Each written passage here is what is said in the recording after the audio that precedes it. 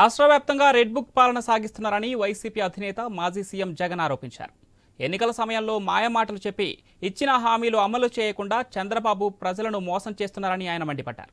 నంద్యాల జిల్లా సీతారామపురంలో పర్యటించిన వైఎస్ జగన్ ఇటీవల హత్య కాబడ్డ వైసీపీ కార్యకర్త పసుపులేటి పెద్ద సుబ్బారాయుడు కుటుంబాన్ని పరామర్శించారు.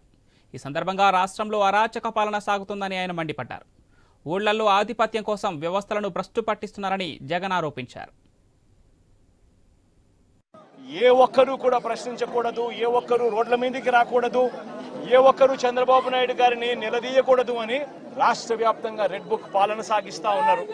రెడ్ బుక్ పాలనలో చంద్రబాబు నాయుడు ఆయన కొడుకు రాష్ట్రంలో రెడ్ బుక్ పాలన వాళ్ళు తెరిచి కక్ష సాధింపు చర్యలు వాళ్ళు చేస్తా ఉంటే అక్కడి నుంచి మొదలైతే నియోజకవర్గ స్థాయిలో ఎమ్మెల్యేలు, మండల స్థాయిలో మండల నాయకులు, గ్రామ స్థాయిలో గ్రామ నాయకులు వీళ్ళందరూ కూడా రెడ్ బుక్లు వాళ్ళు తెరిచేసి వాళ్ళు ఊర్లలో ఆధిపత్యం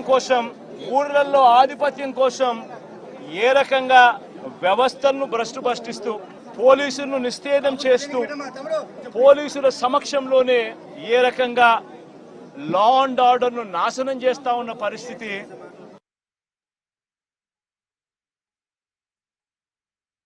ఏ ఒక్కరూ కూడా ప్రశ్నించకూడదు, ఏ ఒక్కరూ రోడ్ల మీదకి రా